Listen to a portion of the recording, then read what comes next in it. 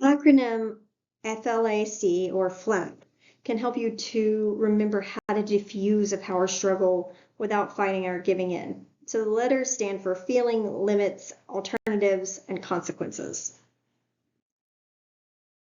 So here's a situation we can use as an example. 9-year-old Justin is angry about having to go to bed, and he keeps getting up for one thing after another. And his father is about to get very angry, but then he remembers that getting angry and shouting at Justin is what his son expects, and it's only going to fuel the power struggle between them. So instead, he does the unexpected, and he sits down on his son's bed, and he says, "I guess I really don't blame you for wanting to stay up later, Justin. I never liked going to bed either. So it feels like you're missing out on something."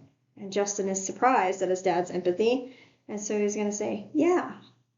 So the F is for feelings, and the L is for limits. So the father may say, "Still, we need our sleep to stay healthy and function well the next day, so you can't just stay up until you crash."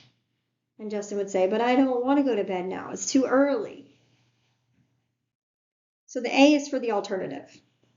The father will say, well, maybe there's an alternative. I might be willing to let you stay up an extra half hour if you were to use it as quiet time to relax yourself. Say, maybe by reading in bed. And Justin can say, "Can I read fun stuff, or does it have to be a school book?" And the C is for the consequence. So the father says, "You can read fun stuff, but here's the deal. If you're tired the next day, or you don't get up on time, or if you get out of bed after the half hour is up, then you have to go to bed on time the next night with no reading or hassle. Agreed?" And then Justin would say, "Okay."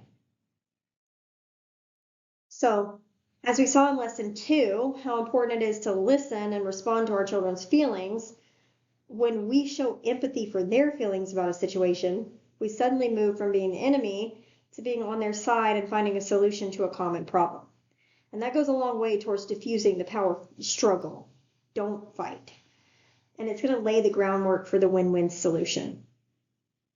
The limits here, by reminding the son of the limits of the situation and providing a good reason for the limits, Dad is defining the problem to be solved. This is where we don't give in. It's much less provocative to say, "because the situation calls for this," rather than "because I said so." So in this case, the situation calls for a good night's sleep. Then for the alternatives, once people disengage from the struggle for power, you'd be surprised how often an acceptable alternative can be found.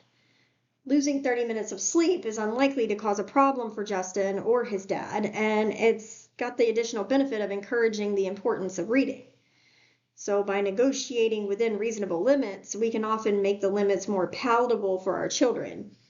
Even when the limits are firm, you can often find an alternative within those limits that make it more acceptable to the child.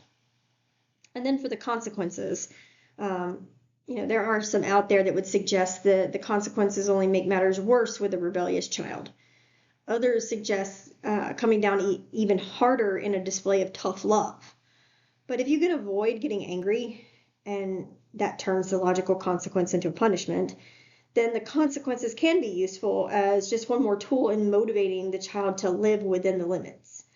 They don't really need to be harsh, just firm enough to remind the child that they are responsible for their actions.